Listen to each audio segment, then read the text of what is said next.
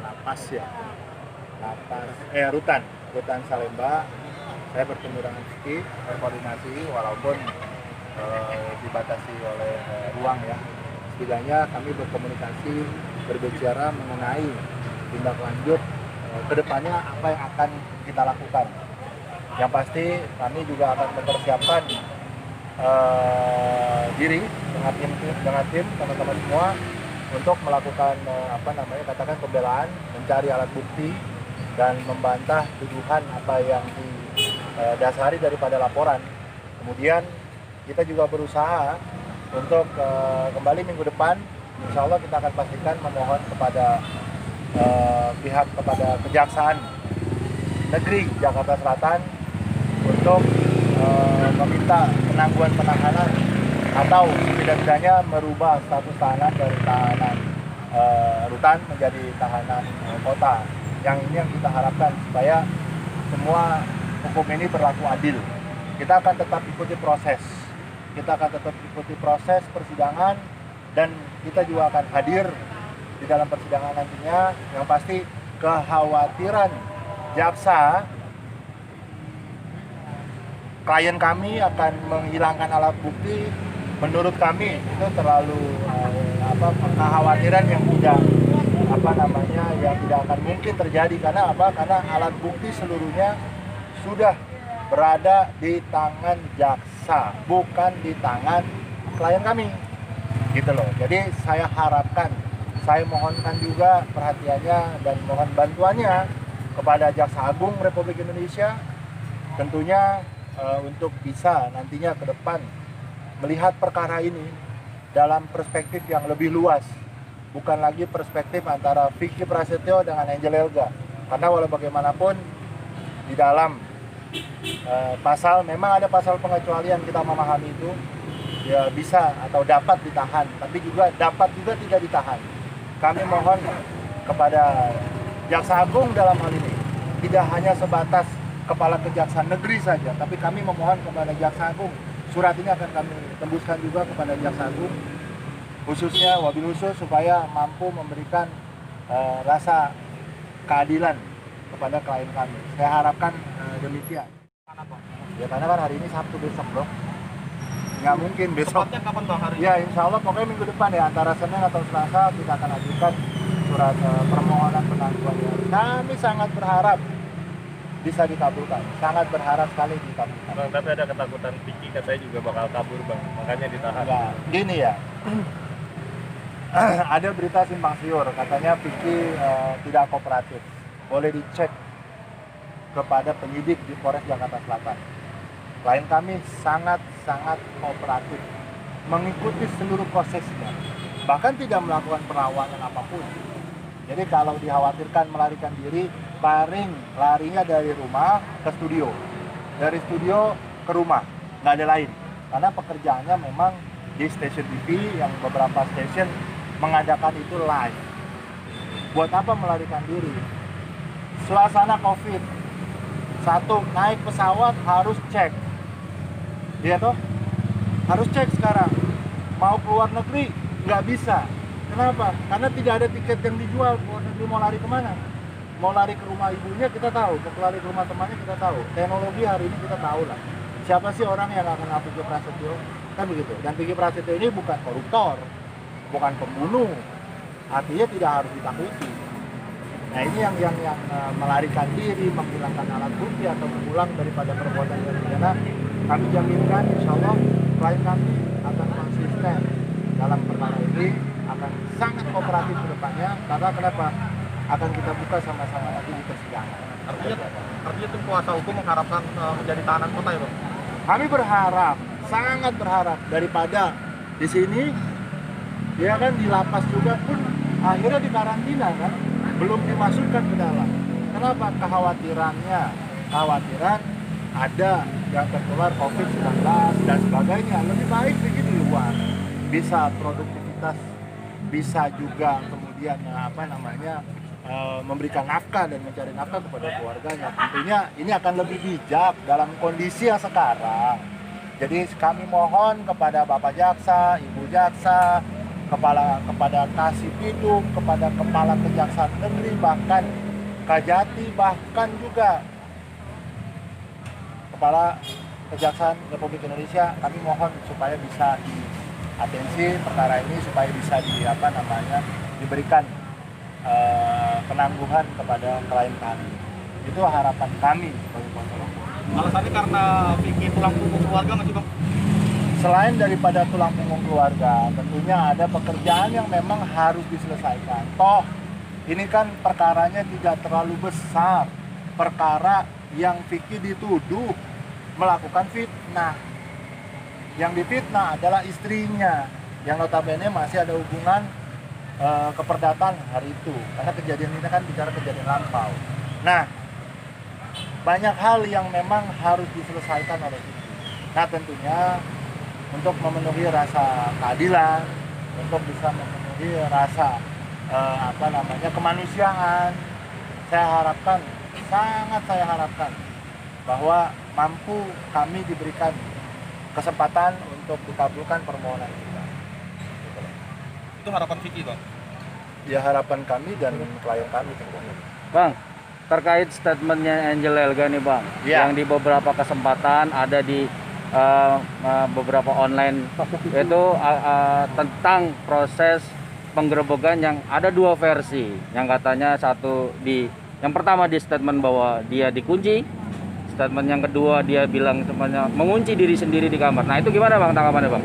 Iya, saya kemarin di-mention di dalam Instagram saya, ya, bahwa ada satu tayangan di akun Instagram antara statement pelapor pada saat masa kejadian beberapa hari sampai dengan statement yang hari ini, Yang terbaru? yang sangat terbaru beberapa hari kemarin, 1-2 hari kemarin.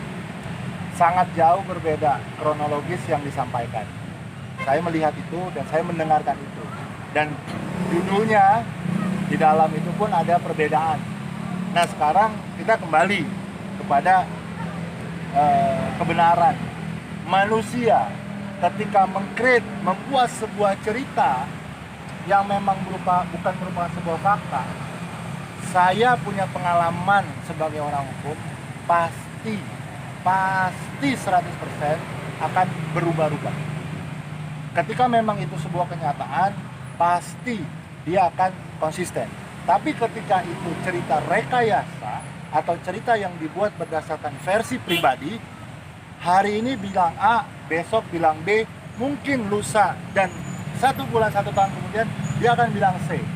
Ini menjadi menjadi hal yang lumrah. Karena kenapa? Dia lupa ketika melakukan rangkaian cerita, membuat sebuah rangkaian cerita yang memang bukan fakta. Hari ini, besok dia bikin lagi cerita, mungkin akan sama, tapi ketika sudah larut waktunya 2-3 bulan atau 1 tahun bahkan, pasti lupa kalau memang tidak berdasarkan fakta. Dan saya hanya melihat, saya cuma berkomentar mau ketawa tapi saya takut dosa. Gimana caranya? Karena kenapa? Biar masyarakat yang menilai. Biar masyarakat yang menilai. Ketika si A berstatement hari ini pakai baju biru, besok dia berstatement pakai baju hijau, ternyata faktanya pakai baju hitam. Sehebat apapun manusia merangkai sebuah cerita, ketika di hadapan hukum pasti akan ketahuan dan akan terbongkar. Saya katakan itu pasti, apalagi nanti di persidangan disajikan dengan berbagai macam alat bukti. Apa yang dia buatkan di dalam BAP, ketika di dalam BAP itu rangkaian cerita bohong berkaitan dengan kesaksian bohong, ada konsekuensi secara hukum. Jangan main-main. Hukum bukan untuk pemuas diri, tapi hukum dilakukan untuk mencari sebuah kebenaran yang hakiki berdasarkan Pancasila dan undang-undang tentunya. Ini yang harus kita sama-sama junjung tinggi. Masyarakat sudah bisa menilai hari ini siapa yang benar. Vicky-kah seorang suami yang memergoki istrinya di dalam kamar dengan laki-laki lain, atau sebaliknya Vicky bersalah memergoki istrinya berada di dalam satu kamar dengan laki-laki lain. Ketika Vicky Prasetyo bersalah melakukan pergok atau memergoki, pertanyaannya, apakah tidak ada kalimat salah juga atau posisi bersalah bagi orang yang dipergoki. Nah ini biar kita melihat. Dan saya cuma mau mengatakan bahwa sehebat apapun manusia membuat satu rangkaian cerita yang tidak bersesuaian dengan fakta, maka pada akhirnya akan apa? Memakan diri sendiri. Pasti. Saya katakan itu pasti. Dan itu lumrah. Karena kenapa manusia tidak akan mungkin bisa berpegang teguh pada satu cerita yang dibuat. Tapi kalau memang cerita itu sebuah fakta, sampai dia mati, sampai dia tua, dia akan tetap mengingat bahwasanya kronologisnya seperti ini. Tapi ketika dia rangkai cerita 2-3 hari, pasti berubah. Bang, berarti ada dugaan, ini dugaan. Yes. Abang sebagai seorang praktisi hukum gitu kan, bahwa apa yang diungkapkan oleh Angel LG itu sebuah rekayasa. Mungkin ada dugaan seperti itu, Pak? Saya tidak bisa berstatement panjang apakah itu rekayasa atau apakah itu rangkaian cerita bohong dan sebagainya. Tapi yang sangat saya sayangkan adalah ketika orang melakukan pembelaan terhadap dirinya yang pada saat posisi bersalah, untuk dibenarkan posisinya, saya cuma mau bilang, Tuhan tidak pernah tidur. Keadilan akan hadir dan akan dia keluar dengan sendirinya. Tidak akan ada yang bisa menahan keadilan dan kebenaran itu untuk keluar. Kita lihat pada akhirnya nanti. Dan saya akan sangat saya sayangkan ketika Vicky sudah ditahan di dalam, kemudian pada akhirnya rangkaian cerita yang dibuat adalah tidak berkesesuaian dengan fakta hukum, yang pada akhirnya dengan kata lain memenjarakan orang yang tidak bersalah. Saya dalam hal ini tidak mengkritik kebijakan yang dibuat, tapi setidaknya adalah nurani kita sebagai manusia. Kita manusia hidup hari ini di bumi, belum tentu besok kita akan tetap ada. Artinya apa? Ada pertanggungjawaban secara etika, ada pertanggungjawaban secara hukum, dan tentunya ada pertanggungjawaban kita kepada Tuhan. Karena kenapa tidak selamanya kita ada di muka bumi. Dan mudah-mudahan itu mampu dipertanggungjawabkan terhadap cerita, terhadap rangkaian kebenaran ataupun rangkaian cerita yang dibuat yang tidak bersesuaian dengan fakta. Bang, jangka hukum nggak nih Bang itu Bang? Jangka hukum nggak Bang untuk itu Bang? Begini, kami belum berpikir untuk langkah ke sana. Tapi saya sudah sampaikan juga kepada klien saya, ada cerita A dan ada cerita versi B yang memang ada dokumentasinya. Apalagi Vicky dalam beberapa klarifikasi daripada pelapor didiskreditkan atau disudutkan dengan cerita-cerita yang narasinya negatif. Buat kami itu adalah hak daripada pelapor. Kami hargai, kami respect, silakan monggo mau bercerita apapun untuk menutupi apa yang faktanya terjadi. Tapi masyarakat, hakim nantinya, jaksa sendiri nantinya akan melihat pada satu sajian fakta hukum, alat bukti, para saksi yang apakah itu berkesesuaian dengan cerita dia atau yang berkesesuaian dengan ceritanya versi Vicky Prasetyo. Kita akan melihat itu dalam sajian nanti di pengadilan. Bang, artinya dalam kasus ini yang memberatkan apa sih Bang? Buat kami, juga kami berpikir apa sih sebenarnya yang memberatkan klien kami. Sampai detik ini saya pun tidak mendapatkan jawaban itu. Satu, dituduhkan Vicky mendistribusikan berita. Padahal yang mendistribusikan itu bukan Vicky, tapi stasiun TV. Ini udah masuk ke ranah pokok perkara sebenarnya. Tapi kenapa pihak televisi tidak dilibatkan? Tidak dijadikan tidak dijadikan tersangka, karena bersama-sama kalau bicara barang siapa mendistribusikan tanpa hak. Vicky bukan produser TV, Vicky tidak punya stasiun TV, Vicky tidak membuat berita, tidak membuat narasi dan sebagainya. Tapi yang dilaporkan Vicky Prasetyo dituduh mendistribusikan. Yang kedua, Vicky tidak melakukan fitnah, dan tidak melakukan perbuatan tidak menyenangkan. Nah, sedangkan faktanya adalah Vicky memergoki istrinya berada di dalam kamar bersama laki-laki lain. Nah, berada di dalam satu kamar ini ada alibi yang dikatakan. Versi A, saya didorong masuk ke kamar. Versi B, saya masuk ke kamar, saya kunci. Yang mana yang benar? Apakah ibu itu dengan laki-laki itu masuk ke kamar, kemudian mengunci pintu lebih dahulu, atau yang tadi yang diceritakan 2 hari lalu dia dorong masuk, dipaksa didorong masuk. Nah ini ada 2 cerita yang memang tidak berbeda. Makanya kami bingung apa ya yang menjadi yang menjadi satu keberatan atau pokok perkara yang mana sebenarnya yang akan kita yang menjadi Vicky harus masuk ke dalam sini. Kalau teman-teman ITE sendiri Bang? Normal, baik, bagus. Karena pada saat masuk ke dalam juga melakukan tes COVID, kemudian tes kesehatan juga dicek, tidak dimasukkan ke dalam poliklinik. Karena itu menandakan kondisi kejiwaan, kondisi fisik dalam kondisi yang stabil. Terlihat stres nggak Bang? Sejauh ini enggak. Sejauh ini enggak. Cuman berpikir gimana caranya melakukan pembelaan ke depan seperti apa. Ada permintaan khusus Bang dari Vicky Bang, minta apa gitu Bang? Oh, nggak ada permintaan khusus. Permintaan khususnya buat ke tim kita aja, berjuang, tegakkan kebenaran, tunjukkan bahwa saya membela harga diri saya sebagai laki-laki, sebagai seorang suami.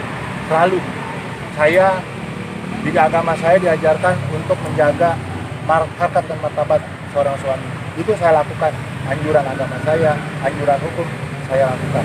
Dan berkaitan dengan hal yang lain, silakan bro melakukan improvisasi, silakan melakukan tindakan hukum selayaknya. Ketika memang harus melakukan tindakan yang lain, monggo silakan dikonsultasikan, kita akan ambil satu keputusan baiknya seperti apa. Kemarin tersebar video itu Bang, ya? Video Vicky. Oh iya, itu video yang Itu memang Abang yang bikin. iya, itu video saya yang buat, saya yang merekam ketika selesai dilakukan penandatanganan perintah penahanan oleh Kejaksaan Negeri Jakarta Selatan. Vicky minta saya merekam, akhirnya saya rekam yang pada intinya menyampaikan pesan kepada anaknya untuk tetap belajar dan tetap beribadah, kepada teman-temannya yang syuting bersama maupun stasiun TV yang memang syuting bersama untuk sementara waktu tidak melakukan syuting karena memang harus mengikuti proses hukum yang berlaku. Itu aja sih.